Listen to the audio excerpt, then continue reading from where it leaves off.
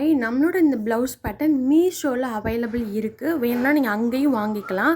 அதில் என்ன நான் ஃபஸ்ட்டு போட்டிருக்கேன் அப்படின்னா 32, 36 ஒரு சைஸ் விட்டு விட்டு 3 சைஸ் போட்டிருக்கேன். நீங்கள் இந்த 3 சைஸாக தான் அங்கே ஆர்டர் பண்ண முடியும்.